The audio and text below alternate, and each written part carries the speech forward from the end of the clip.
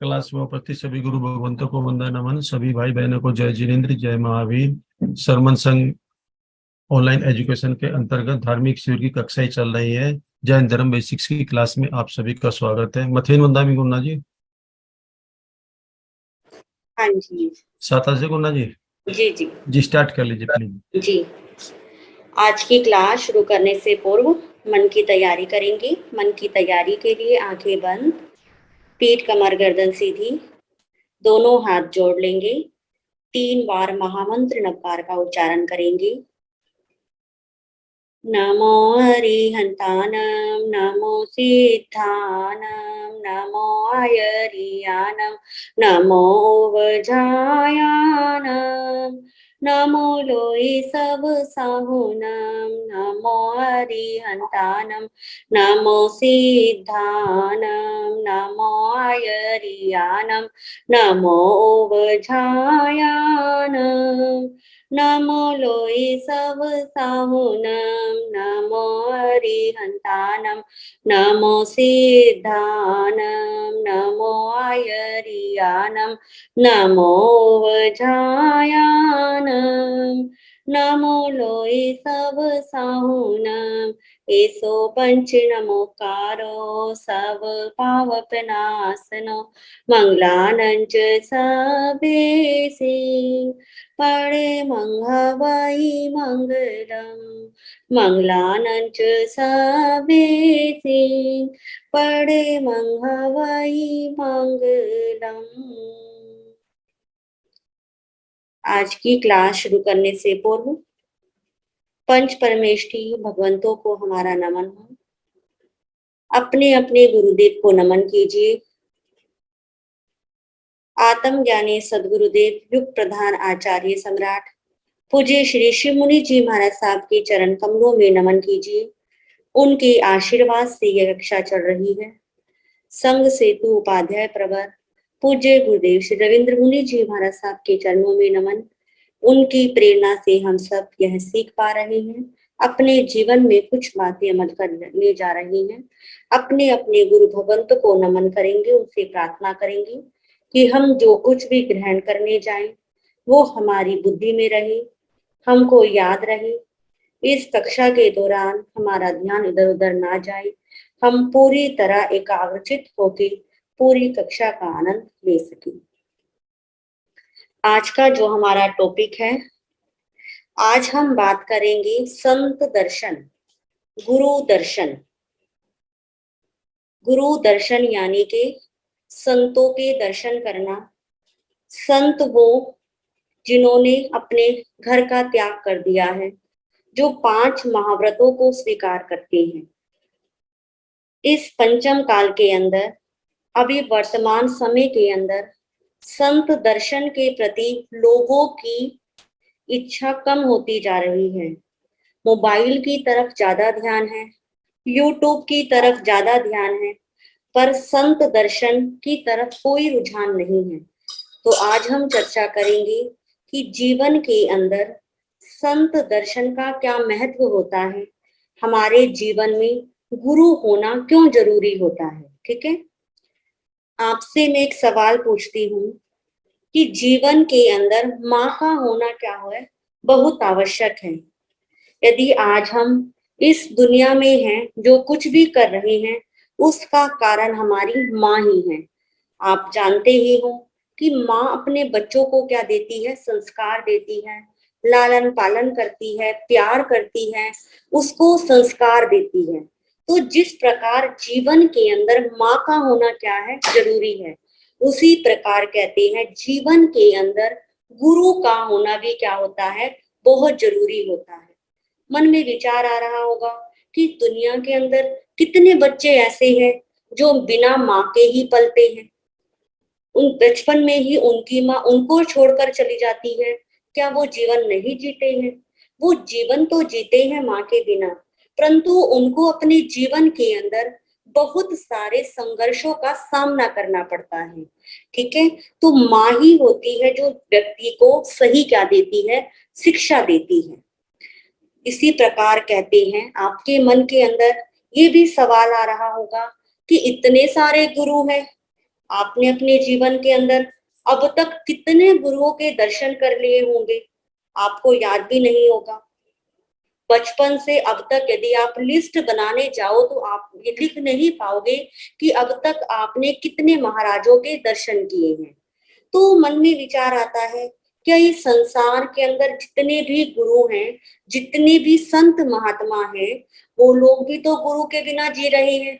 सब लोगों के तो क्या नहीं है, गुरु नहीं है।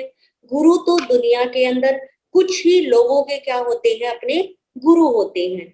तो एक छोटी सी स्टोरी आती है जो बच्चों को समझाने का प्रयास करूंगी कि यदि वो जीवन में गुरुओं के दर्शन नहीं करते हैं तो उनका जीवन कैसा हो जाता है।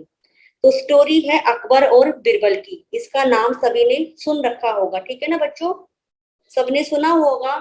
अकबर और बिरबल की स्टोरी कितनी फेमस है। कहते हैं एक बार अकबर ने बिरबल से पूछा कि गुरु की आवश्यकता क्या होती है। क्या कहा कि तुम क्यों कहते हो कि गुरु होना चाहिए, गुरुओं के दर्शन करने चाहिए, उनसे ज्ञान लेना चाहिए।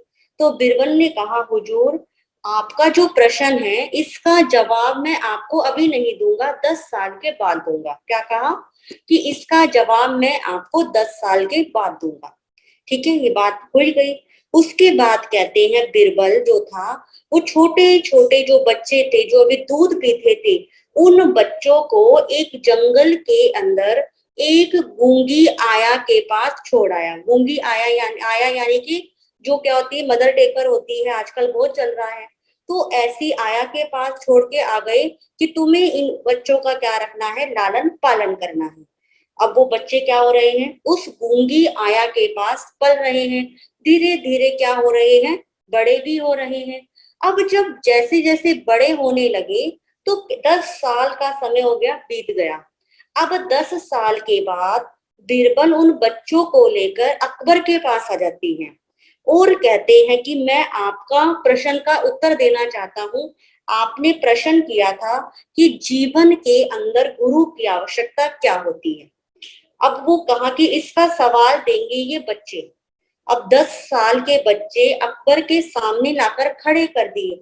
अब वो 10 साल का बच्चा, आप जानते हो कि क्या करते हैं, सब बच्चे अपनी बातें शेयर करते हैं, कुछ ना कुछ बोलते रहते हैं, स्टडी करते हैं, जो 10 साल के बच्चे होंगे। अब वो थे, जो बिरबल था वो 10 साल के बच्चों को ले आया उनके पास। अब वो बच्चे क्या कर रहे हैं, वो जानवरों की भांति, ऐसे जानवरों की आवाज कोई सुन नहीं सकता ना, कोई समझ नहीं सकता कि ये क्या बोल रहे हैं। अब वो भी क्या कर रहे हैं, अजीब अजीब सी आवाजें निकाल रहे हैं। क्यों निकाल रहे हैं, क्योंकि उनके पास कौन थी, गूंगी आया थी। उनकी जो मांग का लालन पालन कर रही थी वो बोलती नहीं थी, उसे बोलना नहीं आता था। अब बच्चों ने कभी माँ की आवाज सुनी ही नहीं थी कि इंसान कैसे बोलता है। ठीक है, अब उन बच्चों के दृष्टिकोण से देखे तो बच्चों ने सीखा तो, परंतु क्या सीखा, जहां पर जिसके पास वो रह रहे थे।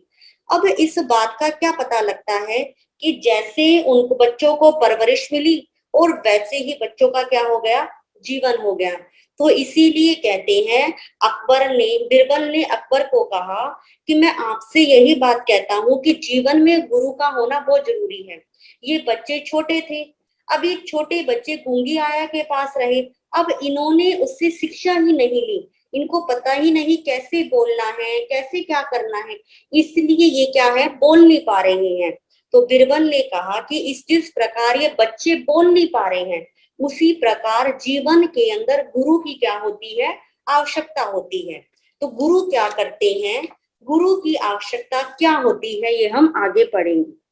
हम आप देखो, आज से 30-35 साल पहले जो राजस्थान के यहाँ पर लोग बैठे हैं या महाराष्ट्र के बैठे हैं, कहीं पर भी बैठे हैं, हमने खुद देखा है कि आपके परिवारों के अंदर गुरु परंपरा चलती है कि आपके दादाजी, दादा के भी दादा, वो जिस गुरु को मानते आ रहे हैं, आगे आने वाली पीढ़ी भी किनको मानती है, उन्हीं गुरु को मानती है।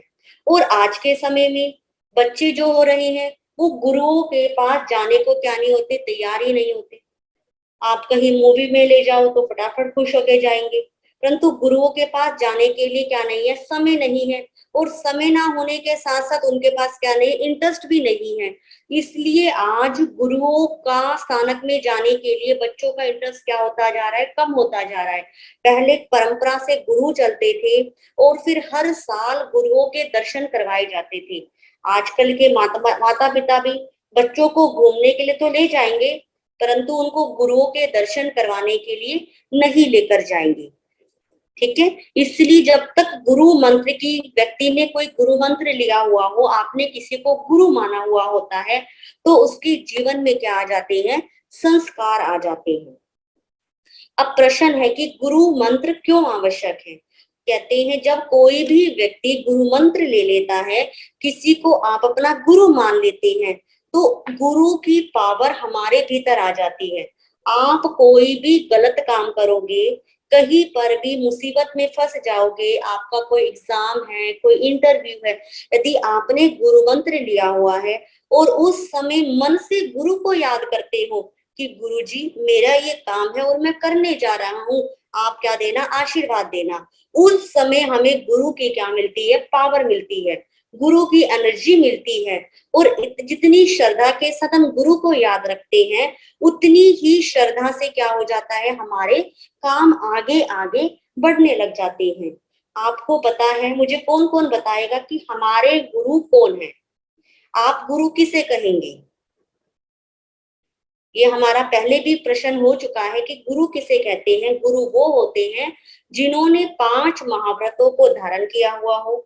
जैसे कि हमारे श्वेतांबर समाज के अंदर क्या है कि जैसे कि हम लोग हैं स्थानकवासी, हमारी मुपट्टी होती है, हमारे पास रजोहरण होता है, हमारे पास पात्रे होते हैं, हम नंगे पैर विचरण करते हैं। तो यानी कि आप किसी को बताना होगा तो आप बता सकते हो कि हमारे गुरु क्या होते हैं, ऐसे होते हैं। वो सफेद रंग का क्या पहनते हैं, ऐसे बाना पहनते हैं, उनके पास मुख वस्त्रिका होती है। ठीक है, तो आपको किसी को भी बताना हो कि गुरु कैसे हैं, आपके गुरु कौन है, तो गुरुओं की पहचान आप ऐसे बता सकती हो। अब जो गुरु है, गुरुओं के लिए हमारे शास्त्रों के अंदर अलग अलग नाम दिए गए हैं। जैसे कि मुनि, जो मुनि शब्द होता है, जो मेल संत होते हैं, यानी कि जो पुरुष वाले महाराज होते हैं, उनके नाम के पीछे क्या लगा होता है, मुनि लगा हुआ होता है। जैसे यहाँ पर हमारे आचार्य भगवान है शिव मुनि जी महाराज साहब, उपाध्याय प्रवर है रविंद्र मुनि जी महाराज साहब। ठीक है, तो शमन भी जब हम शास्त्रों को पढ़ते हैं तो वहां पर आता है कि शमन यानी कि साधु, और जो श्रमणी आता है कि जो साध्वी है। अनगार शब्द भी आता है कि इन्होंने अनगार धर्म को अंगीकार कर लिया है कि इनके जीवन में कोई भी आगार नहीं है, किसी भी तरीके का ये नियम को ब्रेक नहीं कर सकते हैं। उनको क्या कहा जाता है, अनगार कहा जाता है। ठीक है, अब जो गुरु शब्द है, आपने सुना कि इसके पर्यायवाची नाम है। इसके साथ साथ हम जहां जहां पर रहते हैं, हर जगह गुरुओं को अलग अलग नाम से बोला जाता है। जैसे जो लोग पंजाब के होंगे, वहां पर ज्यादातर लोग क्या बोलते हैं गुरुओं को, जो साधवियां होती है उनको गुरना जी बोलते हैं। हरियाणा वाले जो होते हैं वो क्या बोलते हैं, गुरनी जी बोलते हैं। जो राजस्थान वाले बैठे हैं वो क्या बोलते हैं, बाप जी बोलते हैं। जो मध्य प्रदेश में क्या बोला जाता है, साहिब जी बोला जाता है। और जो दिल्ली के यहाँ पर बैठे हैं वो क्या बोलते हैं, महाराज जी बोलते हैं। तो यानी कि कहने का मतलब क्या, कि गुरु तो एक ही होते हैं, परंतु ये अलग अलग क्या है, उनके नाम है। ठीक है, कभी ये मत समझना कि कहीं पर कोई गुरनी जी बोल रहा है तो आप सोचो गुरनी जी कौन है। आप दिल्ली में आए हो, महाराज जी बोल रहा है तो आप मत सोचना कि महाराज जी किसको बोल रहे हैं। ठीक है, तो अलग अलग प्रांतों में और भी अलग जगह कुछ कुछ बोला जाता है। तो जो मेन मेन थे वो मैंने आपको बता दिए। ठीक है, तो यहाँ पर आपने सुना कि गुरुओं के पर्यायवाची नाम, गुरुओं को अलग अलग राज्यों के अंदर क्या क्या बोला जाता है। ठीक है, अब है संत दर्शन के लिए क्यों कहा जाता है। आप सबको प्रेरणा दी जाती है, आपको भी, आपके जीवन में भी आपके मम्मी ने कहा होगा, पापा ने कहा होगा, दादू ने कहा होगा, या किसी महाराज ने कहा होगा कि संतों के दर्शन जरूर करने चाहिए। अब संतों के दर्शन क्यों करने चाहिए, संतों के दर्शन इसलिए करने चाहिए क्योंकि जो उनका जीवन होता है वो त्याग से भरा हुआ होता है, उनके जीवन में वैराग्य होता है, और वो जीवन में क्या करते हैं, तप करते हैं। आप देखो, आप घर के अंदर रहते हो, घर में रहते हुए किसी चीज का क्या नहीं कर पाते, त्याग नहीं कर पाते, किसी ना किसी से आपको क्या है अटैचमेंट है, और कोई तपस्या भी नहीं कर पाते। तो जो चीज हम स्वयं नहीं कर पा रहे, जो गुरु महाराज कर रहे हैं, इसलिए हम जब गुरुओं के दर्शन करते हैं तो उनकी पावर हमारे भीतर आ जाती है और हम पूरी तरह क्या हो जाते हैं, अपने आप को उनका आशीर्वाद प्राप्त करते हैं। अब मन में कई बार आप भी पूछते होंगे, आपको गुस्सा भी आता होगा कि जब आपको कोई जबरदस्ती स्थानक में जाने के लिए बोलता होगा कि संतों के पास जाने से होगा क्या, आप हमें क्यों लेकर जा रहे हो,